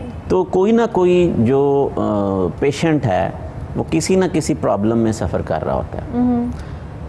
अब ये जब त्यौहार आते हैं ना, तो बदकिस्मती हमारी ये है कि मैं समझता हूँ कि लेस देन 1% जो पेशेंट हैं, लेस देन 1% जो अपने ऊपर इतना काबू रख सकते होंगे या कंट्रोल रखते होंगे कि वो ये त्यौहार के ऊपर ऐसी बदपरेजी ना करें।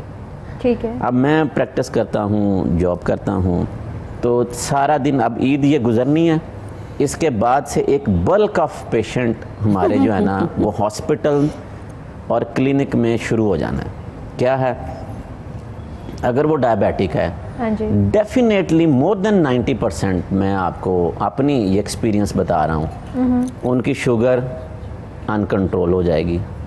ये गोश्त खाने से शुगर का क्या ताल्लुक है? बेसिकली आप देखें ना, बात डायरेक्टली गोश्त की नहीं है।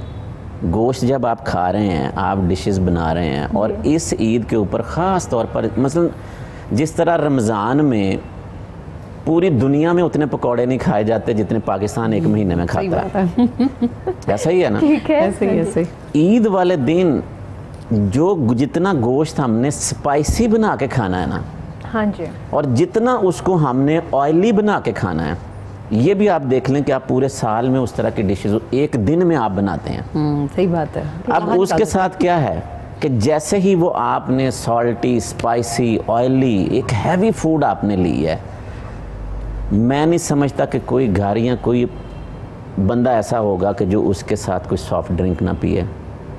हाँ जी, हालांकि वो हार्ड ड्रिंक होती है।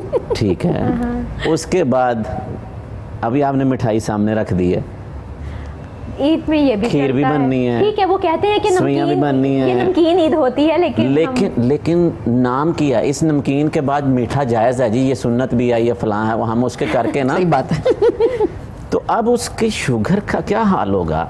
अब ये देखें, कैलोरीज पे कैलोरीज आप ऐड कर रहे हैं बॉडी में।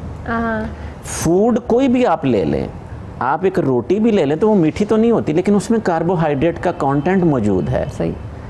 अच्छा, तो इसलिए मैंने कहा था थोड़ा सा हम जिस्मानी ग़िज़ा पे बाद में जाएंगे, हम दोबारा रूहानी ब्रेक देनी बहुत ज़रूरी है। हाँ, रूह की ग़िज़ा पे आते हैं, क्योंकि नाज़रीन, अक्ल की बातें ना ज़्यादा देर तक कही जा सकती है, ना ज़्यादा देर तक सुनी जा सकती है। सो शफ़क़ हमें रूह की ग़िज़ा से महसूस करें। ज़रूर ज़रूर।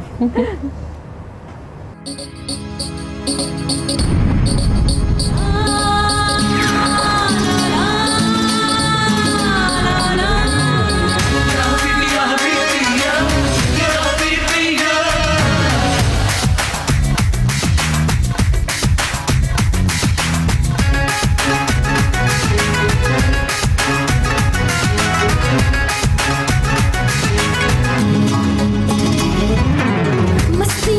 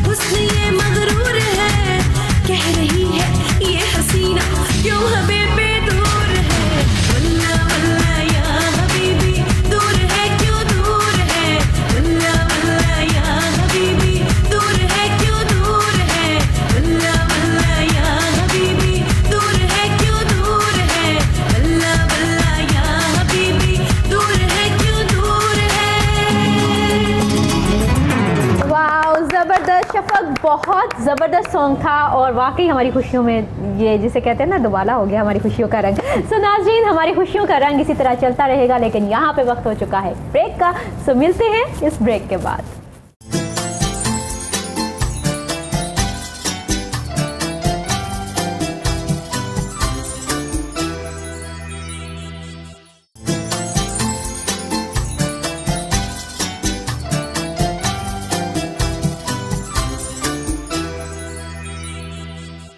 वेलकम बैक नाज़रीन। बात चल रही थी यहाँ पे रूहानी ग़ज़ा की भी और जिस्मानी ग़ज़ा की भी। हमारे पास दोनों हल मौजूद हैं। जी हाँ, शफ़क़ अली की तरह और डॉक्टर अली सकलैन की तरह। जी डॉक्टर साहब, वैसे एक बात है, हम अगर बदपरहेज़ी कर लेते हैं तो डॉक्टर तो होते हैं ना, वो तो मिनट में ऐसे चुटकी बजाते हैं, 2 मेडिसिन देते हैं, हम बिल्कुल ठीक ठाक हो जाते हैं, ठीक है ना। इस तरह के ख्यालात बहुत से लोगों के हैं और वो आपके पास आके इस तरह की फरमाइश भी करते होंगे कि जल्दी से हमें 2 गोलियां दें और हम 2 दिन के अंदर अंदर अपने पैरों पे खड़े होकर वापस घर आ जाएं, ठीक ठाक हो जाएं। तो आपके हाथ में वो कौन सी जादू की छड़ी होती है, आप बिल्कुल इस तरह से घुमाते हैं और बिल्कुल सब ठीक ठाक हो जाता है? तो फिर तो थोड़ी बहुत खा पी लेना चाहिए ना। मतलब इतना मज़े का खाना सामने पड़ा हो और इतनी मज़े की डिशेज़ और इतनी अच्छी अच्छी खुशबुएँ आ रही हो तो बंदा रह नहीं सकता। क्यों शफ़क़, ऐसी बात है ना? बिल्कुल ऐसी बात है। बिल्कुल, आपने ये एक प्रैक्टिकल बात की है, लेकिन मैं ना किसी की एक एग्जांपल आपको सुनाता हूँ। मैं एक शादी पे चला गया, तो मैं जिस टेबल पे बैठा था तो वहाँ पे ना एक फीमेल आके बैठ गई और उन्होंने मेरे सामने खाना शुरू कर दिया। अब मैं देख रहा हूँ कि मेरा कहीं ना ये चेहरा जाना पहचाना है। खैर, मैं अपना थोड़ा सा फूड लिया और मैंने खाना शुरू कर दिया। अच्छा, उसने मेरे सामने खाना डाला, खाना खाया। उसके बाद वो, ये बात सर्दियों की है, तो गाजर का हलवा था, तो एज अ स्वीट डिश वो भी उसने एक दफ़ा लेके आई है, उसके बाद फिर दूसरी दफ़ा लेके आई है। जब उसने खाना खा लिया ना, तो उसके बाद उसने मुझे कहती है, डॉक्टर साहब आपने मुझे पहचाना नहीं। मैंने कहा मैं देख रहा हूँ कि आपकी ना, मैंने चेहरा कहीं शक्ल देखा है। डॉक्टर साहब मैं आपकी पेशेंट हूँ। अच्छा। मैंने कहा अच्छा। तो मैंने कहा आपका नाम, नाम पूछा तो मुझे कंप्यूटर में आ गया कि भाई ये फ़लाँ पेशेंट। अच्छा ठीक है। अब जैसे ही मेरे वो जहन में उसका डाटा आया ना, तो वो डायबिटिक थी। अब मैं बिल्कुल शौक में, जिस तरह होता है ना कि मेरे सामने बैठकर उसने जितना खाया और उसके बाद 2 प्लेटें उसने गाजर के हलवे की खाई हैं। अब मैं सोच रहा हूँ कि ये पेशेंट का क्या बनेगा डायबिटीज़ का। खैर मैंने उसको कहा, मैंने कहा कि चलें, बड़ी खुशी हुई आपसे यहाँ पे मुलाकात हुई है, लेकिन मुझे एक बात बताएं कि आप तो डायबिटिक हैं। हाँ जी, आपका इलाज चल रहा है। तो मैंने कहा मेरे सामने बैठ के आपने गाजर के हलवे की 2 प्लेटें खा रही हैं। तो उसने पता क्या जवाब दिया, डॉक्टर साहब इसीलिए तो आपके टेबल पे बैठ के खाई हैं ताकि शुगर यहाँ पे डॉक्टर की वजह से उसका इफेक्ट नहीं होगा। अब आप देखें कि क्या हल किया जाए। उसके बाद मेरे पास कोई जवाब नहीं था। उसको मैंने कहा फिर आप एक काम करो, आप 1 प्लेट और खा लो। यही मैं कह सकता हूँ। सही बात है डॉक्टर साहब। तो आपने जो बात की है ना कि देखें, बात ये है कि कुछ भी हो, डॉक्टर के पास कोई जादू की छड़ी नहीं है। हम भी एक आम इंसानों की तरह इंसान है। सिर्फ अल्लाह ताला ने थोड़ा सा इल्म एक अलग अता किया है जिसमें हम कोशिश करते हैं। लेकिन बात वही है कि जब तक हम अपना ख्याल नहीं ना करेंगे उस वक्त तक फिर एंड पे तो डाल डॉक्टर पे ही देते हैं कि कोई बात नहीं खा लो। अभी आप देखिएगा कि ये ख़ास तौर पर जो ईद उल ज़ुहा है, इस पे हस्पतालों में जो डायरिया है, वॉमिटिंग है, जो गैस्ट्रो रिलेटेड प्रॉब्लम्स हैं, ये बहुत पेशेंट्स आएंगे। अच्छा, ये वॉमिटिंग क्यों होती है फिर? देखें ना, मतलब घर में पका होता है, हर चीज़ साफ़ सुथरी होती है, उसके बावजूद वॉमिटिंग क्यों है? आपके स्टमक की एक कैपेसिटी है। तो मैंने जो आगाज़ में प्रोग्राम के एक बात की थी ना कि जीने के लिए खाना और खाने के लिए जीना, इसमें फ़र्क है। तो जब आप ओवर ईटिंग करेंगे, आपके देखें ना, आप कोई चीज़ आपने खाई है, उसको डाइजेशन, उसको हज़म होने में, प्रोसेस में एक टाइम चाहिए। ईद वाले दिन माशाल्लाह सुबह से क्या चल रहा होता है कि सबसे पहले जब कुर्बानी आपने कर ली है तो उसके बाद सबसे पहले मेरा ख्याल है कि हमारे घर में तो खैर वो क्या जी के लिवर कलेजी पकती है। इट्स सेल्फ ये एक ऑर्गन आप खाते हैं तो आप देखें बहुत हैवी है इसका। अच्छा, लेकिन इसमें आयरन भी तो बहुत ज़्यादा है ना, और स्पेशली लेडीज़ के लिए वो कहते हैं कि ये खानी चाहिए और उनके लिए बहुत अच्छा है ये। नहीं वो ठीक है, फिर हैवी लेकिन कितनी खानी, लेकिन कितनी खानी चाहिए? तो हर एक चीज पे ना ये ऐसे ऐसे तो मैंने तो कहा था कि आज का जो प्रोग्राम आज के दिन के हवाले से खाने वालों के लिए ना करें। अच्छा कलेजी को छोड़े, आगे चलते हैं। अच्छा आगे चलते हैं। कढ़ाई। अच्छा उसके बाद अब भी हमारे पास बैठ के शफक ने कहा है कि इनकी फेवरेट डिश है कढ़ाई। अब मैं उस वक्त से मेरे, अगर आपने चेहरे उस वक्त के इंप्रेशन देखे हो ना, तो मैं इनकी माशाल्लाह सेहत के हिसाब से भी और कढ़ाई का कॉन्सेप्ट में ठीक था कि भाई ये खाने पीने वाले हैं और ठीक है उस हिसाब से। मैं मोटी नहीं हूँ, लेकिन देखें इतना तो खाना चाहिए ना। नहीं मैंने मोटे का लफ्ज नहीं इस्तेमाल किया, मैंने इशारा किया है। सेहत होनी चाहिए। अब आप देखें कि कढ़ाई कैसे बनती है। उसमें इट सेल्फ आप गोश्त तो चलो कारी डाल ही रहे हैं, लेकिन क्या कौन सी हमारा सालन है। मैं आपको घरों की मिसाल दूं कि जब तक ख़वातीन जो ये कुकिंग करती हैं, जब वो टेबल पे आता है और अगर उसके ऊपर ऑयल नहीं होगा, जिसको आप तरी कहते हैं, जिसका उसका कलर उस तरह का नहीं होगा, वो समझा जाता है कि या तो इसका तो उनको सालन बनाना नहीं आता, इसका कलर ही नहीं निकला। अब जब ये जो लवाजमात है ना, आप जब ये डालते हैं और उसके बाद डिपेंड किस पे करता है जो क्वांटिटी आप खा रहे हैं। एक है नॉर्मल खाना, आपने थोड़ा सा चख लिया, ठीक है, आपने अपने पेट को, अपने स्टमक को उतना प्रेशर नहीं डाला। वो थोड़ा थोड़ा करके अगर डॉक्टर साहब हम सारा कुछ चख लें तो थोड़ा थोड़ा खाना नहीं, तो थोड़ा थोड़ा खाएं ना। अब जब आप एक दफ़ा आपने कलेजी की शिफ्ट लगा ली है, उसके बाद आपने कढ़ाई की शिफ्ट लगा ली है, अब आपको स्टमक, तो कोई बात नहीं, उसके बाद हम वॉक कर लेंगे, हम एक्सरसाइज कर लेंगे। हाँ, हम ठीक हो जाएंगे। ये बात बहुत खूबसूरत की है। सही है। ये असूली तौर पर ऐसे होना चाहिए। और फिर आपका दिल करता है आप मतलब शफक क्या 2 किलो कढ़ाई खा लें। अरे नहीं, मेरे पे बात है, बिल्कुल। लेकिन उस 2 किलो खाने के बाद इनके ऊपर फर्ज है ना कि ये 2 किलोमीटर 4 किलोमीटर चलें भी तो उसको बर्न करने के लिए। अब वो लाइफस्टाइल नहीं है।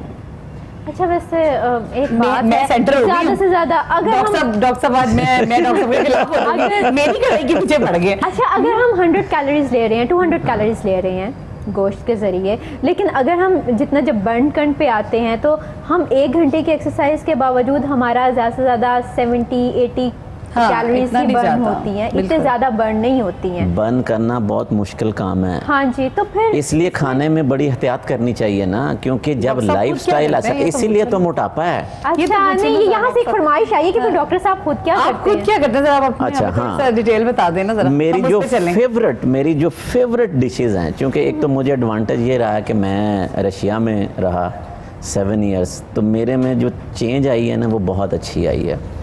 और वहाँ पे अगर आप सारी डिशेस देखें तो वो सारी बॉयल्ड हैं, सूप्स हैं।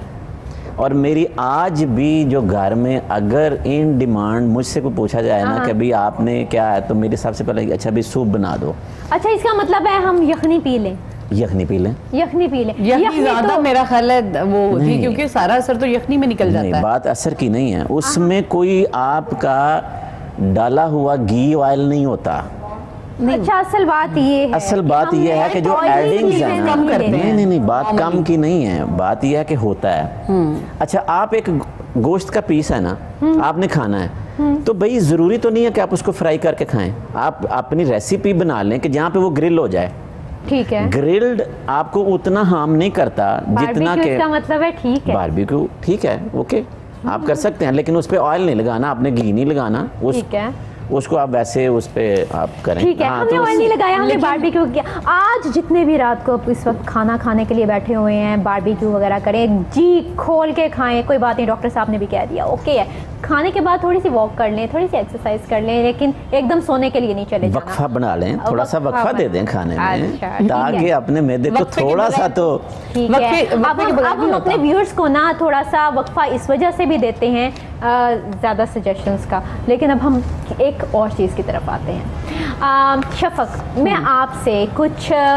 सिंगर्स के नाम पूछूंगी, ठीक है, आपने उसी वक्त बगैर कुछ सोचे समझे जो आपके जहन में उनका पहला सॉन्ग आता होगा, आपने वो गाना है। अच्छा ठीक है। मोहम्मद रफ़ी।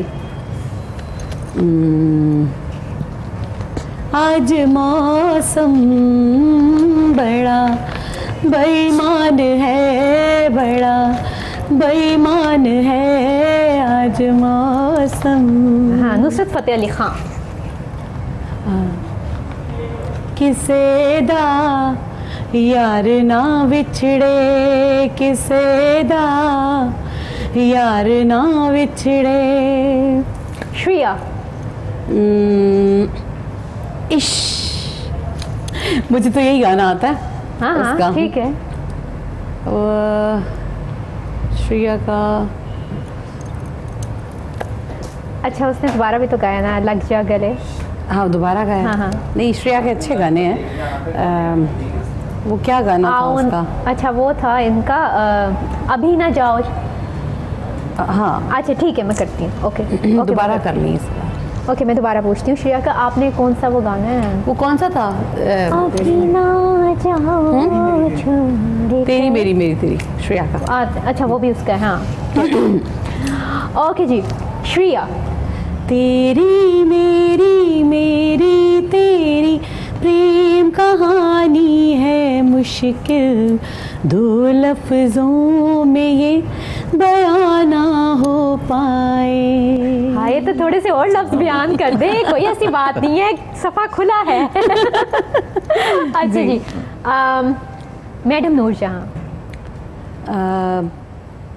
वे एक तेरा प्यार मैनू मिलिया, मैं दुनिया तो की लेना, करीना दूर कदमां तो, करीना दूर कदमां तो, असां तैनू होर की कहना। वैसे शफक, ऐसा हुआ कि लाइफ में आपके सामने कोई ऐसी पर्सनैलिटी हो जिसके मुतालिक आप ये कह सकते हैं कि वाकई उसके दूर जाने से आपकी ज़िंदगी में ऐसा खला पैदा हो जाएगा जो कभी ख़त्म नहीं होगा? मेरा ख्याल है कि रिप्लेसमेंट हो जाती है हर चीज़ की। यानी कि ये गाना आप किसी को डेडिकेट नहीं करेंगी? नहीं, ये आपकी स्टेजेस होती हैं आपके। यानी आपका कहने का मतलब ये है कि आप इस वक्त उस स्टेज पे हैं जहाँ पे आप ये समझते हैं कि ऑल्टरनेटिव है, सारा कुछ है। हाँ, मेरा ख्याल है कि आपके पास कुछ ना कुछ होना चाहिए, ऑल्टरनेट होना चाहिए आपके पास लाइफ में। यानी आप अगर कोई फैमिली में भाई है, बहन है, मतलब बच्चे हैं, कोई भी है, तो अगर एक बात नहीं मान रहा तो दूसरे में आपको मोहब्बत ढूंढनी चाहिए। काश यही ठीक निकला है। तो मेरे ख्याल से थोड़ा सा रियलिटी वाला होना चाहिए बंदे को। शफकत इमानत अली खान। शफकत इमानत अली खान। मितवा कहें धड़कने तुझसे क्या। अच्छा जी, किशोर कुमार। I love Kishore Kumar. ओ मेरे दिल के चैन, चैन आए मेरे दिल को दुआ कीजिए। वाह। लता जी। लग जा गले के फिर हंसी रात हो न हो, शायद फिर इस जन्म में मुलाकात हो न हो, लग जा गले से है। वाह, जबरदस्त, बहुत अच्छे। ये गाना ऐसा है जब भी हम सुनते हैं ना तो हम एक अलहदा ही किसी और दुनिया में पहुंच जाते हैं। ये मदन मोहन साहब की इतनी स्पेशल धुन है कि सबसे इम्पोर्टेंट धुन उनकी लाइफ में यही है कि जो उनको बहुत अप कर देती है। और मदन मोहन साहब ने बहुत बहुत अच्छे गाने बनाए, लेकिन इसके जैसा कोई भी नहीं बनाया। जो जितनी इसको शोहरत मिली इस गाने को कि आज भी उसी तरह की फील आती है जिस तरह की बने, जब बन रहा होगा तब होगी। अच्छा, तो आजकल के अगर आप सिंगर्स को देखती हैं तो आपको कौन सा सिंगर ज़्यादा बेहतर लगता है कि उसकी आवाज़ में वो सुर, वो लय है जिसको जब भी कहीं सुना जाए आप थोड़ी देर ठहर के उसको सुनना ज़रूर पसंद करेंगे? बहुत सारे हैं सिंगर्स, लेकिन आतिफ बहुत बेहतरीन सिंगर है। आतिफ का फिर कोई सॉन्ग? आतिफ का अभी वो रिसेंटली एक गाना आया था, चलिए अगर रिसेंटली वाला याद नहीं आ रहा तो आप कोई और सुना दें। नहीं वो था दिल वाला, दिल दिया गल्लां करांगे नाल नाल बह के, अख नाल अख नू मिला के, दिल दिया गल्लां। वैसे शफक दिल की बातें वाकई की जा सकती हैं पूरी तरह, क्योंकि हम अक्सर बहुत से ऐसे इमोशंस होते हैं, बहुत सी ऐसी बातें होती हैं, बहुत से ऐसे राज होते हैं जो हम सिर्फ अपने आप से कर सकते हैं, वो हम किसी दूसरे से, सामने बैठे हुए इंसान पे उतना एतबार नहीं कर पाते हैं। आखिर क्यों, ऐसे क्यों होता है? मेरा ख्याल है ये बहुत अच्छी बात है कि अगर आप सारी बातें हर किसी से नहीं करते, क्योंकि कुछ बातें आपके अंदर भी रहनी चाहिए जो आपकी और सिर्फ अल्लाह की ज़ात के दरमियान हो। तो सारी बातें जब आप बता देते हैं तो आपके वीक पॉइंट्स लोगों के हाथ में आ जाते हैं। लेकिन अगर अगला बंदा सिंसियर है तो मेरे ख्याल में उसके साथ शेयर करने में आपके दुख दर्द बटेंगे, आपके किसी ना किसी मसले का हल निकलेगा। नहीं वो ठीक है, लेकिन कुछ चीज़ें ऐसी होती हैं कि जो आप ना ही शेयर करें तो अच्छी बात होती है, क्योंकि कभी भी आप किसी पे पूरा ट्रस्ट नहीं कर सकते अपने खुदा के अलावा। हाँ, लेकिन डॉक्टर साहब कहते हैं कि जो मरीज़ होता है वो उसे डॉक्टर से, मरीज़ क्या मतलब किसी भी शख्स को डॉक्टर से और अपने वकील से कभी भी कोई चीज़ छुपानी नहीं चाहिए। ऐसे होता है ना, आपके पास कई ऐसे बीमारी के बारे में छुपानी चाहिए। अब मैं आपको लेकिन नहीं, अब मैं आपको बताती हूँ। फिर तो बड़ा मसला होगा। बड़ा मसला तो होता है डॉक्टर साहब, जरूरी है ना, होता है वो किस वजह से होता है मैं आपको बताती हूँ। आपके सामने कोई आ गया बीपी का मरीज, आपने कहना है कि आपने क्या खाया था, कहते हैं मैंने खाया कुछ नहीं है। अब क्या है, टेंशन है। आप पूछेंगे टेंशन क्या है, फिर वो अपनी टेंशन आपको बताएगा, और फिर जब अपनी टेंशन बताएगा तो डैट मीन्स कि उसने अपनी दिल की सारी बातें आपको बता दी, अपनी घरेलू लाइफ आपसे डिस्कस करना शुरू हो गया। तो कहीं ना कहीं तो डॉक्टर के ऊपर पूरा एतमाद किया जाता है ना। ऐसा होता है, और डॉक्टर के ऊपर बहुत बड़ी ये जिम्मेदारी है, मैं आपको बताऊं। और बहुत सारे पेशेंट्स जो हैं कि वो अपनी बहुत सारी पर्सनल या फैमिली या कोई ऐसी चीज़ें बाज़ दफ़ा उनकी बीमारी के रिलेटेड हैं या नहीं हैं तो भी शेयर कर जाते हैं। उनको एक कॉन्फिडेंस होता है कि जो मेरा डॉक्टर है, इन्होंने कौन सा घर आना है जो मेरी बात अच्छा, लेकिन एक फैमिली के दो दो तीन तीन अफराद भी होते हैं जो किसी एक ही डॉक्टर के पास डॉक्टर नहीं, मैं इसकी मैं एक और मिसाल देता हूं। बहुत अच्छा होता है मेरे पास अक्सर औकात ऐसे वाक़यात हुए हैं। वाक़यात से मतलब ये है कि पेशेंट मेरी जो है ना वो आई है तो साथ उसके बेटे जो हैं वो आए हैं अपनी मदर को लेके। ठीक है। अच्छा, अब घर में मदर अगर अपने बेटे से कुछ कहती है तो घर का माहौल और कुछ, बेटा आगे से कह भी सकता है अम्मी नहीं इस तरह नहीं, इस तरह नहीं है। द बेस्ट जो पॉइंट है ना मदर के लिए कि अपने बेटों के बारे में बात करने का, वो डॉक्टर का कैबिन है।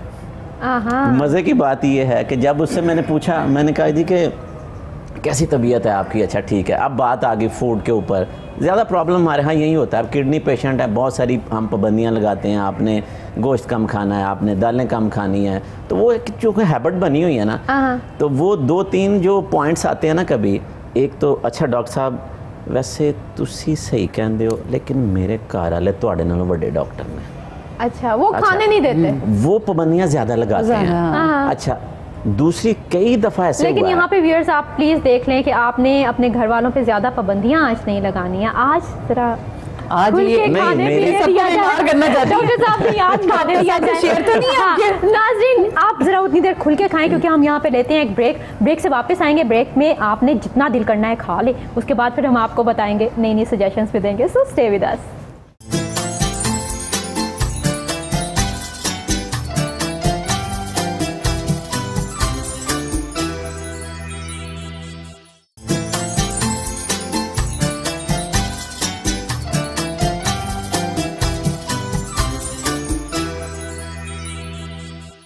वेलकम बैक नाज़रीन, ईद की खुशियों के साथ हम हैं आपके साथ, और आपके साथ आपकी खुशियों को दोबाला करने के लिए हमारे साथ डॉक्टर अली सिकलैन हैदर और शफक अली हैं। शफक अली बहुत अच्छा गाना गाती हैं, वो तो हम आपको सुना ही चुके हैं, लेकिन अभी वक्तन फ़वक्तन उनसे और उनकी सुरीली आवाज़ के जादू से हम महसूस होते रहेंगे। लेकिन डॉक्टर साहब, अब आपसे आपकी डॉक्टरी से हटके, खाने पीने की चीज़ों से हटके कुछ और भी पूछना चाहती हूँ। ज़रूर। ठीक है, और उसका जवाब मुझे ऐसे टक टक टक मिलना चाहिए। डॉक्टर को तो फिर डॉक्टरी के अलावा कुछ भी नहीं होगा, बड़ा मुश्किल है। कोई बात नहीं, रोजमर्रा जिंदगी में भी बहुत सी ऐसी चीजें होती है, घर में जाते हैं, बेगम कुछ कहती हैं तो एकदम टक से जवाब आता है कि नहीं आता? नहीं, वो तो बड़े आते हैं। अब बड़े आते हैं।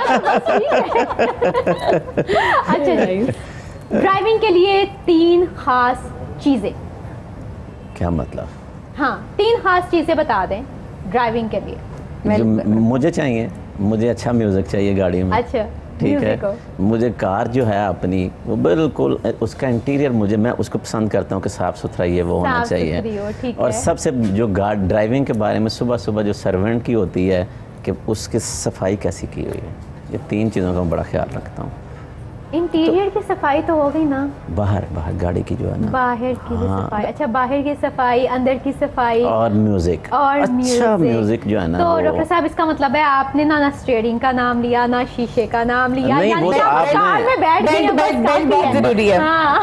की तो बात नहीं, आपने ये नहीं कहा, आपने ये नहीं पूछा, आपने मेरे लिए पूछा, मैंने कहा इसलिए मैंने कहा क्या मतलब के लिए 3 जरूरी, वो आपने उस तरह की कोई बात ही नहीं की। शफक, अगर उसका ध्यान बाद में फिर है। अच्छा, बाद में। अच्छा, तुम्हारे लिए क्या जरूरी है ड्राइविंग के लिए? अब तो सबसे पहले बेल्ट लगाना, ठीक है, ठीक है, और मतलब साफ सुथरी तो गाड़ी डेफिनेटली होनी चाहिए, वो भी मेरी तबीयत में शामिल है। मैं बड़ा सख्त मूड खराब होता है।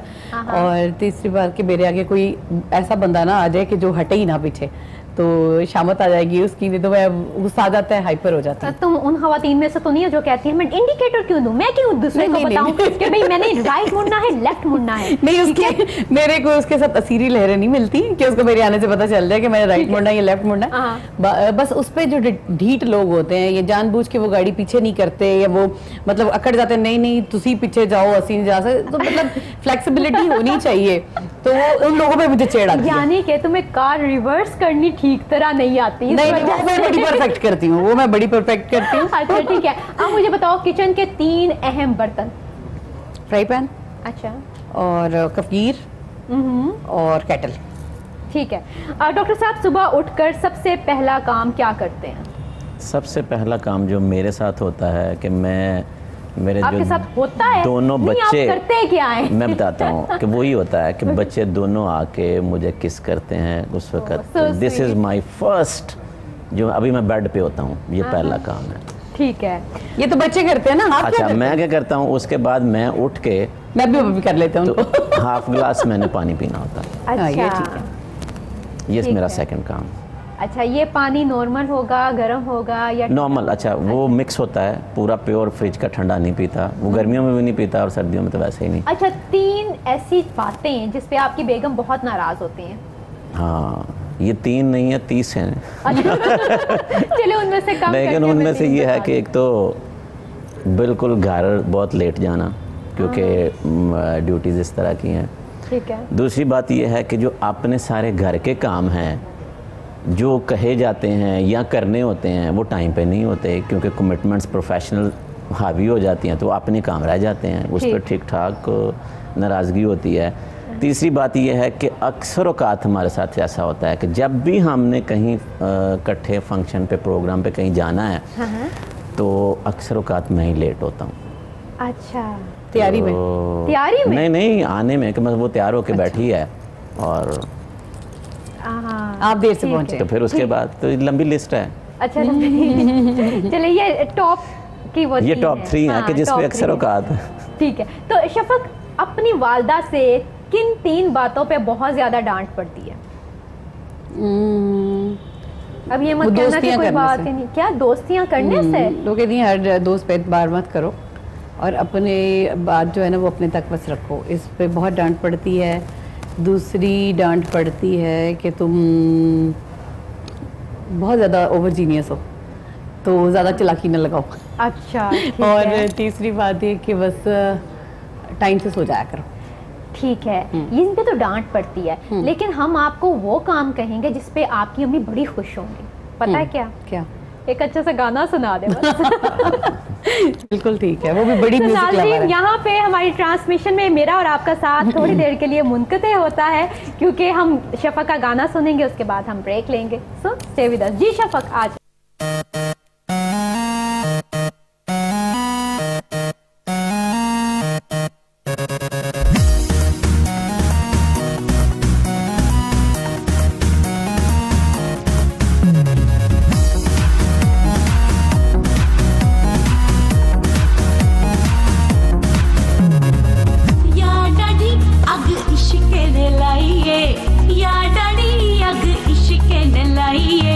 अखियां